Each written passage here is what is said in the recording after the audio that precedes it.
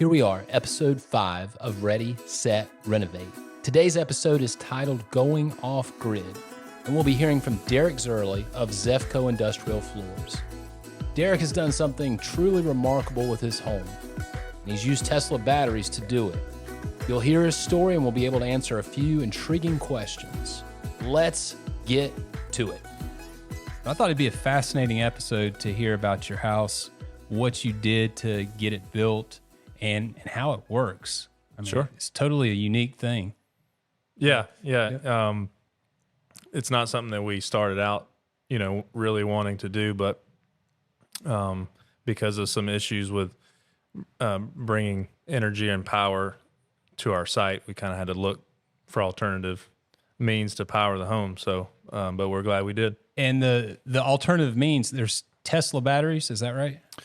Yeah. So when we say we're off grid, it's, we're mainly talking about power, but it's also, we have a well and a septic system and satellite TV and this kind of thing. But it's a the powering the home is a combination of, we have, I think, 19.5 kilowatts of solar. So I think that equates to like maybe 60 panels, I think, up on the roof. Yeah.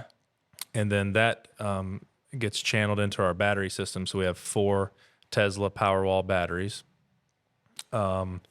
If we have a day where there's not a lot of solar production and the batteries sort of get drained down, we have sort of a secondary backup of a propane-powered generator that can also charge the batteries. Okay. So the idea is that during the day, you're generating energy, you're storing in your battery, so that at night when you can't generate energy, you're drawing from the battery to power the home.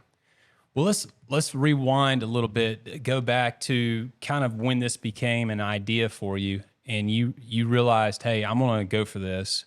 What was the original inspiration behind wanting to build a house like this? Yeah, well, so we thought we would probably put solar panels up as a way to sort of offset some energy cost. But early on in the project, we had already started grading. We'd already started the foundation somewhat. And it was raw land, so there was no utility whatsoever. And we were basically in the middle of 2 different power companies, utility companies. And at first, there was sort of a struggle on, they both were struggling to provide us power. They came out and looked, and there were some issues on getting us. And then it was a struggle on, no, you're going to provide them power, and it was a 6-month ordeal. So nobody wanted to take responsibility for it. Ultimately, yeah. And it was just frustrating. And kind of during those 6 months, I started looking around. I just wondered if this was a thing. Did people do this? And didn't find much on it online. I just reached out to a company in Greenville and just did a submission on their website saying, hey, is this possible? And that was Aaron Davis with what's now Firefly Solar. And I think he had been wanting to do a project like this for some time. And so when I was sort of inquired about it, he came out and met with me and looked at the site and everything. And he said, we've never done anything like this before. And I don't know how many people have, but if you want to do this, let's look into see what it would take to get it done. What we didn't realize is no one in the state of South Carolina had ever done it. And it wasn't until we were like doing this, the startup and everything, that we realized this was only the 10th installation that Tesla had ever done. Really? Yeah. And that's over the globe? Yeah. Across it? Wow. Yeah. That's pretty cool. And when I say off grid, I mean, a lot of people have done off grid. I mean, you can be in a camper and be off grid. What I like to say is it's modern off grid. So, so there have been people who, stack a bunch of car batteries up and have a couple solar panels, but they're very limited to what they can do. Our house, there's no compromises. So we have air conditioning and heat. And how many square feet? Well, the total building is about 7,500 square feet, but the living portion is 2,800 square feet. Nice. And it's been going steady since installation. We turned the batteries on in May of 2020, and we moved in August of 2020. So 2 years now. No interruption and power significant issues? Well, and that's kind of how we learned that we were so sort of first in line or only 10 in the world. There were a lot of bugs that had to be worked out. And finally, one of the sort of higher up engineers, I guess, or, Aaron could probably tell you better, but he said, look, you're going to have to bear with us. This is only the 10th project we've ever done. And they've sold a lot of batteries, just not in an off-grid setup. Sure. And the challenges were the communication between all the different systems. So what we were running into was the batteries would sort of run down and the generator wouldn't come Kick on. in. Right. And so there's what's called a gateway, and that's sort of the brains of the whole operation. Yeah. And they were doing software updates on the fly from Tesla. So it was pretty neat. It was cool to be kind of a part of that sort of R&D. Yeah. With Tesla. Well, tell us, by the way, I'm here with Derek Zurley of Zefco Industrial Flooring, who has built a house totally unique. Just let us know, this is pretty cool. I don't know if I ever knew that. It's the 10th that's ever been done. With the Tesla system. With the Tesla system. Now, you mentioned there were some bugs that you worked out and some things you learned. Share what those are. And for somebody who may be interested in doing something similar to what you've done. Yeah, I mean, when we knew early on that we were going to go this route, even though we kind of started not knowing. I mean, we were still kind of setting foundations and stuff like this. So we got everyone on board: the electrician, the HVAC contractor, and the architect, to sort of design a home that was really energy efficient, and like. Our HVAC system is top of the line, very, very energy efficient. We did spray foam insulation all throughout. So we did as much as we could on the front end to use the least amount of energy possible, because we had no idea. There was nothing to base this system off of. And then Aaron with Firefly did his thing on, we think you should have this many panels and we think you should have this many batteries, because, you can rack up a pretty tremendous bill if you go way overkill. But we wanted to kind of oversize the system. But what's funny is really everything works perfectly. Some of the bugs we had, like I said, were communication, trying to get things to kick on when they should and that kind of thing. But the only real issue that we had to work around was in the wintertime, the days are shorter, right? So there's less sunlight, less production, which means the nights are longer. So you're using more heat in the night when you're not. And so basically every day we were draining our batteries and the generator was kicking on. And we said, well, we can't just go on just running the generator every night. And so we started looking around at some options. And what I came up with is an old, well, it's as new of a technology as you can put in a wood stove, right? But we went with a wood stove. We put it in the front corner of the house, and we basically heat with a fire, Really? And it's really neat because there's a lot of technology in these new sort of modern wood stoves. Yeah. And that wood stove in the front corner of our house heats the entire 2,800 No square way. feet. Yeah, it's amazing. Really? Do you have pretty good control over temperature, or is it like intensely hot, or how No, I wouldn't say it's intensely hot, but I would say the way our house is set up, with it being in the front corner, that's like our kitchen and living room and dining room area. The further back you go, it may cool a couple of degrees, but that's it works for us because I don't need it that warm in the bedrooms, right? And Sure. so, no, I just in the morning, I load it up with wood, and then it burns all day. And then at night before I go to bed, I load it up again. So you could be a little more efficient with it. They make pellet wood stoves, but you don't get the flame and that kind of thing. So we like the front of it's like a nice big glass where you get to see the flame. So it's pretty bet neat. the kids love that, right? Yeah. Oh yeah. There's always a fire going. What a cool concept. It's what people have done for millions, thousands of years, Sure. right? And because of that, we're actually even better in the wintertime because, the heating and air conditioning is the biggest load on a house. So by us doing that, we never run out of energy in the batteries now because all we're powering at this point is lights and, just some TVs and some appliances and stuff. Yeah. Well, tell us, do you have any utility bills then? Or no utility bills. I can't I guess imagine that. Yeah, I guess if you technically to fill up our propane tank would be like a utility bill, but it runs so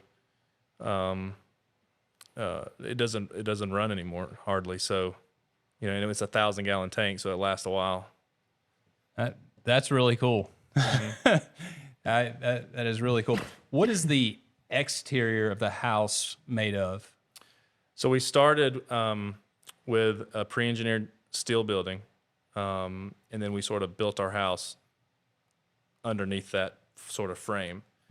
So some of it is actually housed in the metal part of the building, and then some of it is clad in like fiber cement board and stone. And from start to finish, what was the amount of time it took to get everything, all the kinks worked out, the house completely built? It was funny because we were thinking we would knock it out in like maybe 6 months, but I think it took 12 or 13 months to get it all finished. And the big thing that made the timeline a little bit more, was there one particular thing or a lot of different things? A lot of it was the trim carpentry and the finishes took a lot longer than I anticipated. And then we were building this thing obviously sort of in the late, late 19, sort of early 2020.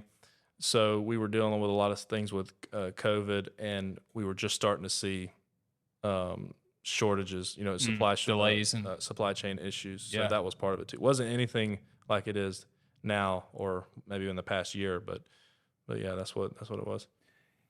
Can you talk a little bit about the maintenance that's required on a home like this? Is there a lot in that category of maintenance that you have? We haven't keep done up with? anything to our, anything outside of a normal home, right? Nothing. We haven't done any maintenance on the solar array or the batteries or anything like that.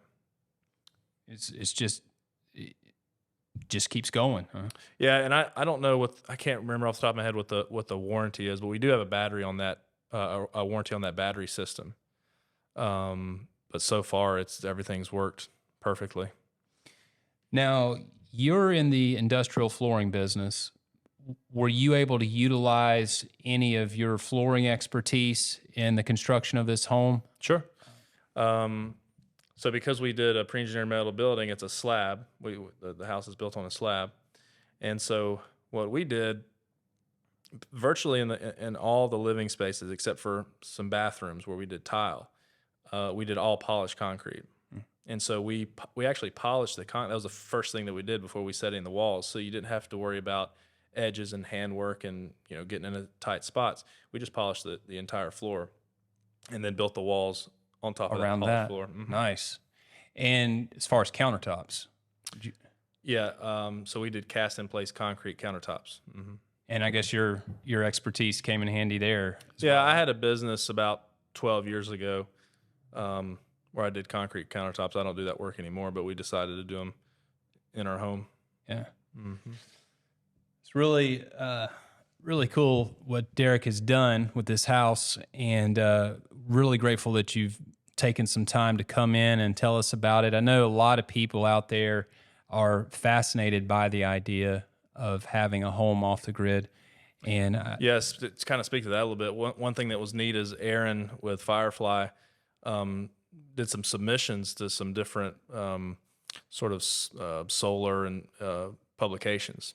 And one of the places he submitted to was Solar World, which is, I think, one of the largest, if not the largest, sort of publication on solar installations. And they actually came out and did a photo shoot and did a write-up. And Really? So it was on there. But what was really neat is in 2021, it was their #1 article. really, Yeah. So they Wow. came out. We had no idea. At the end of the year, they came out with their top 10, list of articles, and this in our house was #1. Where can our listeners find that article? You said it's Solar World? Yeah, if you were to Google my name and solar, Derek Zurley, Yep. Solar. Yep, that Should be able to get to it it. comes up. Yep. Nice.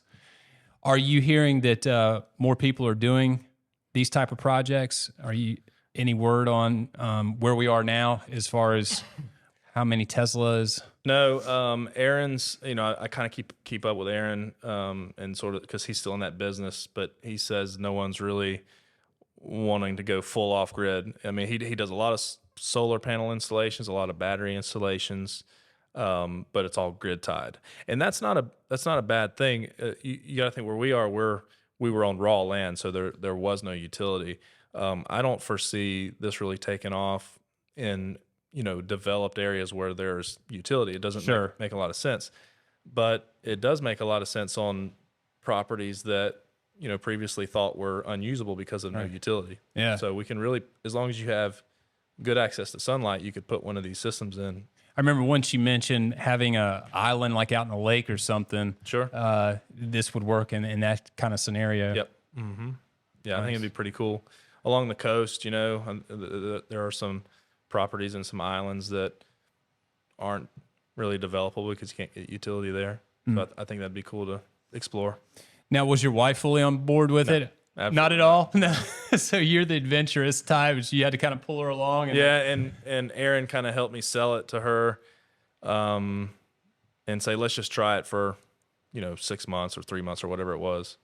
Because we had the ability, if we wanted to eventually bring in utility, but once we got off and running, we never had to. Nice. Has she bought in now? What's funny is when we moved in, you have an app, the Tesla app, and it shows you how much you're generating, how much you're using, how much you're storing. It gives you a lot more information than you need. And we would check that almost every day, like how much did we generate, how much did we use, and all this. And I bet I don't look at that maybe once every 2 or 3 months. Because Really? it just happens, Yeah. Once all the kinks are worked out and everything's working, and you've been over, right? Oh, yeah. You don't even realize. I mean, it's like, that's why we call it a kind of a modern off-grid house, because you don't realize that all the energy is coming from the sun, Yeah. and we're completely independent from a grid. And what's cool is so my property, my family's property, and my parents' property connect. And so we have like a trail going back. The kids can go see their grandparents or whatever. They'll lose power. Like all of our neighbors will lose power, and we don't even know, And You're still going strong, huh? yeah. And everyone thinks about like bad weather, but usually it's cars hitting power poles that knocks out the grid. Yeah. Right. And so it happens a lot more than people think, and we're always good. That's pretty cool. Well, this has been Derek Zurley. Appreciate you coming in, Derek. Tell us your story about this house. And if there's any interest in any projects such as this or other projects, renovation projects, we'd love to hear from you at danielbuilders.com. Again, this has been Derek Zurley, Industrial Flooring with Zefco. And much thanks to you for sharing your story. Sure. Thanks for having me. We're delighted you tuned in for today's episode of Ready, Set, Renovate, your guide design build resource. Are you ready for your home to undergo a transformation? We'd love to talk to you about it. Visit us at danielbuilders.com and tell us about the home renovation you envision. In the meantime, subscribe to Ready, Set, Renovate, and we'll keep the renovation inspiration coming.